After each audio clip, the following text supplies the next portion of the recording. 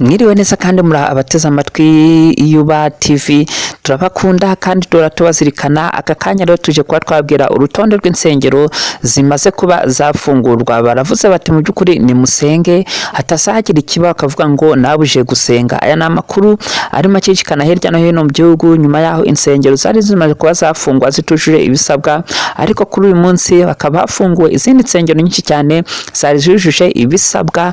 Bakavuga bati nyaboneka ni musenge kandi musengere izamuka ry'ibiciro, kubera ko ibi bintu barimo bavuga bati impamvu ibiciro byazamutse ari uko baritse gusenga. Ati rero ni musenge mutasagira ibyo mwitwaza. Reka rero tanze tubasabe nyaboneka nimutarakora subscribe kugira ngo video zose dushizeho ujye ubasha kuba wazibona, kandi nyaboneka nimutarakanda kunzogero kandi kunzogera kugira ngo ujye ubasha kuba wabona video zacu.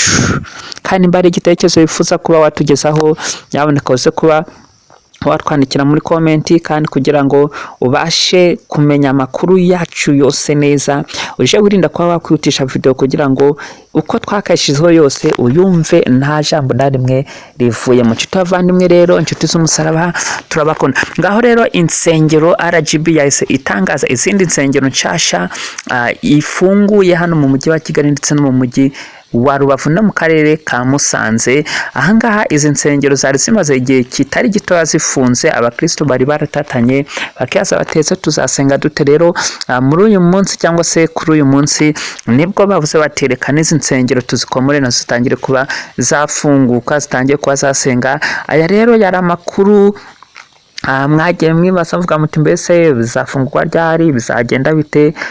Abi rero uyu munsi bikaba byakemutse, insengero zikaba zafungutse. Rero iri fungurwa ry'insengero rigiye kuba ryajyana nuko abakristo cyangwa se abantu basenga bagiye kuba basengera igihugu, kubera ko ibiciro bikomeza kuba byazamuka kandi basengera n'isi muri rusange. Ubundi bavuga ko umuntu wese ugize icyo akenera yirukira mu rusengero cyangwa se akagana kwa padiri cyangwa ku kiliziya, akabasha kuba yabwira Imana icyo akeneye, ubundi Imana ikaza kuba yakima. Nshuti y'abavandimwe rero ku izi nsengero bamaze gufungura, sinzi nimba hari mu rwawe, uraza kubona urutonde uko barushize ku rubuga rwa RGB, none urebe urutonde rw'insengero zemerewe kuba zafunguka, kandi mu by'ukuri uvuge mu by'ukuri uti Imana ishimwe kubera ko urusengero rwacu barufunguye. Nshuti y'abavandimwe rero turabakunda kandi turabazirikana, tuzora tubakunda, muri ab'agaciro. Bye bye.